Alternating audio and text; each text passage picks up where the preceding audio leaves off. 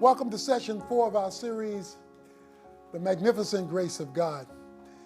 We want to talk in this session about being liberated by grace.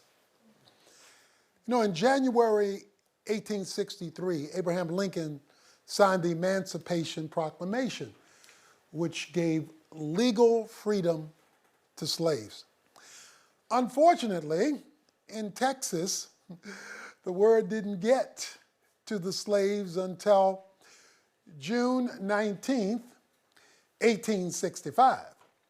So there was a 1.5 year gap between the declaration and legislation of freedom and the realization of freedom because the communication didn't take place. So slaves were still being held hostage on plantations, literally illegally, because the information about freedom had not been realized. But when it became known that freedom was available, the slaves began to party. In fact, in a lot of places, they've been partying ever since. In Texas and surrounding states, they call it Juneteenth, the celebration of freedom. But something else happened. Many of the slaves who discovered they were now free decided not to leave their enslaved condition.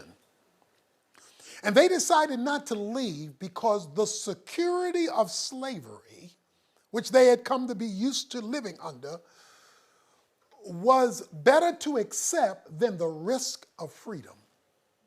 And so instead of leaving what they knew for something they did not yet understand, they decided to remain a slave because that's what they were accustomed to. Unfortunately, many Christians have decided to do the same thing, to live in spiritual bondage even though Jesus in grace has come to set them free. That's why Galatians chapter 5 is so critical. It was for freedom, verse 1 says, that Christ set you free. Therefore, keep standing firm and do not be subject again to a yoke of slavery. He says in verse 3, I testify again to every man who receives circumcision that he is under obligation to keep the whole law. For you have been severed from Christ, you who are seeking to be justified by law. You have fallen from grace. Fallen from grace. That is, no longer benefiting from grace. So you can be a Christian who is no longer benefiting from grace because you've chosen to maintain a slave mentality to law. First of all, let's define our terms. What do we mean by freedom? Biblical freedom is the release from illegitimate bondage so that you can enjoy the benefits of a brand new relationship. Freedom does not mean no boundaries. A fish is not free to live on land, and an animal is not free to live in the water. That's not freedom, that's death. No, there are boundaries for freedom, but it means that you are now released to be what you were created to be, which means there are appropriate boundaries that you're operating in. In sports, there are boundaries. You're only free to play football because there's a goal line and boundary lines that frees up the game to be what the game is designed to be.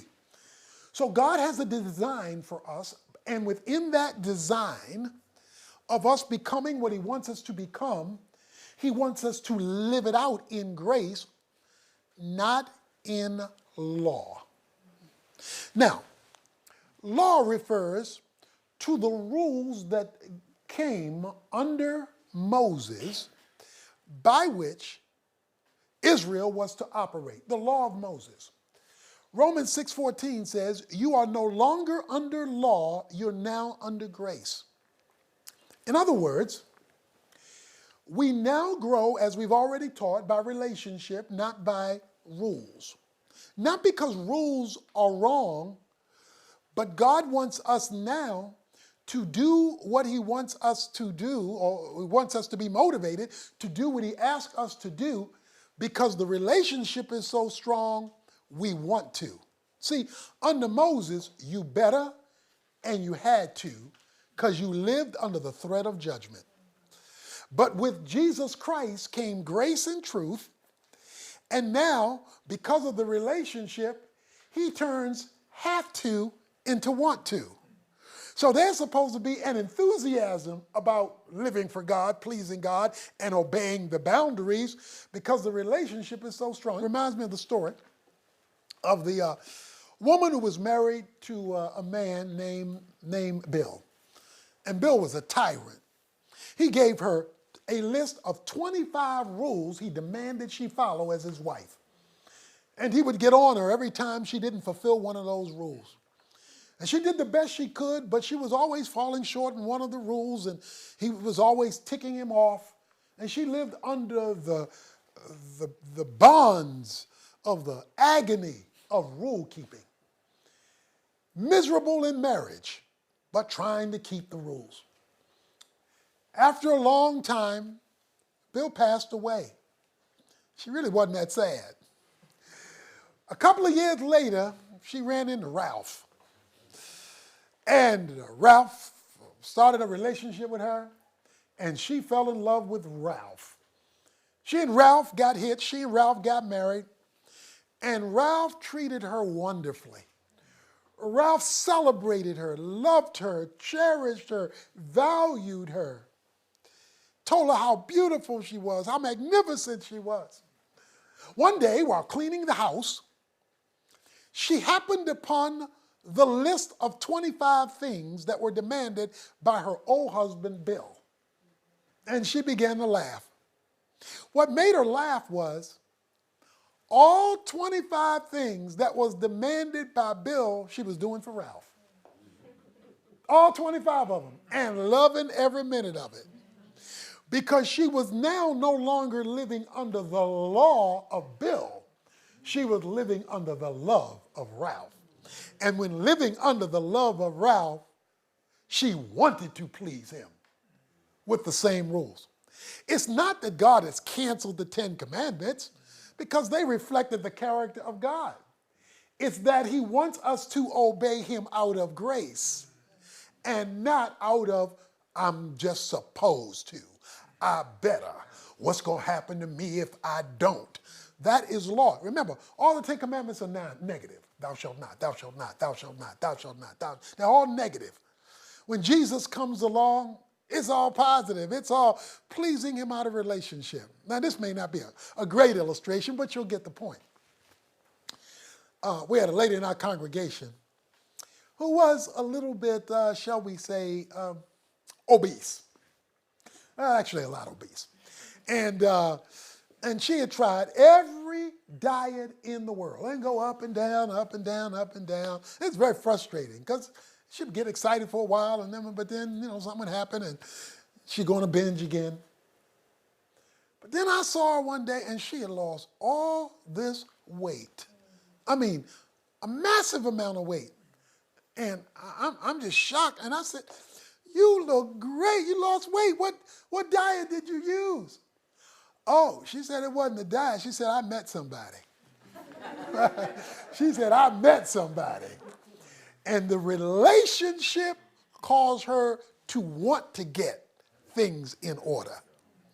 You see, he says, if you're living by rule keeping to see the transformation take place in your life, you're going to be in bondage. Why? Because you'll be severed from Christ. Because Christ didn't come just so you can keep rules. Christ came so that you could experience love. And the more love you have for each other, the more rules you will keep, because the rules you'll want to keep out of the relationship. In days gone by, before washing machines, folks used scrubbing boards to clean things up. Scrub and scrub and scrub. Then washing machines came along and you put the dirt in the washing machine and the washing machine actually does the work for you. I think if you saw somebody using a scrubbing board right now, you'd say, what's wrong with you? Don't you understand that this is a new era now? Electricity, washing machines, power motor. I mean, this thing is designed to work for you to achieve on your clothes what you're trying to do yourself.